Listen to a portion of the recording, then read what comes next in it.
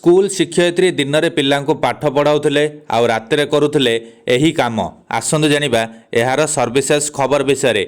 शिक्षकों को पिलांकर द्वितीय पितामाता भाव में विवेचना करा जाए। जेतेबेले जड़े पिला तांको परिवार ठारू दूर रे स्कूल को जाए से सेठारू जीवन रो अनेक कथा शिखे एवं सेठारे पढ़ाउतबा शिक्षक माने एथिपाई दायित्व नियंती। किंतु जदि आपणक पिला माने पढ़ुतबा स्कूल रो शिक्षयित्री कौनसी अनैतिक काम लिप्त थिबार जना पड़े तेबे कौन हेबो?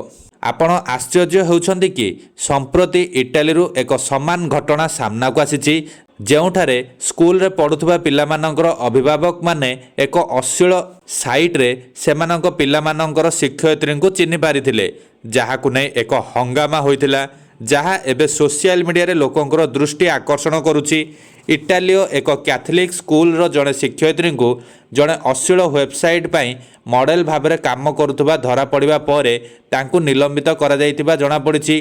दि टेलीग्राफ रो एक रिपोर्ट अनुसार जड़े पितामाता 29 वर्षीय एलिना मार को एक अश्लील वेबसाइट रे तांको वीडियो बिक्री कराउथबा चिन्हि पारिथिले एवं व्हाट्सएप ग्रुप चैट एवं फेसबुक माध्यम रे अन्य पिलामानंक पितामाता को जणाइथिले, जहाँ पर एते हंगामा होइतिला जे शिक्षयित्री को चाकरी हराइबा को पड़िथिला।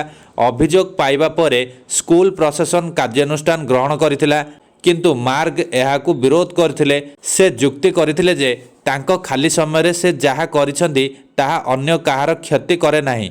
से आहुरी मध्य कहिथिले जे प्रति मासरे तांको मिलुथबा 1.1 लाख टंका दरमा यथेष्ट नुहे। तेणु मु पूर्वरु अन्य एक क्यारियर विषय चिंता करिथिली। मु एपरी बंधु मानकु जाने जो माने भल रोजगार करती। शिक्षयित्री कहिथिले मु पिलामानंकु पाठ पढ़ाइबाकू बहुत भल पाए, यह मोर पेशा, किंतु मु इंटरनेट रे यह ठारू अधिक रोजगार करे। मु गोटाए मास पूर्वरु ए सबु आरंभ करिथिली।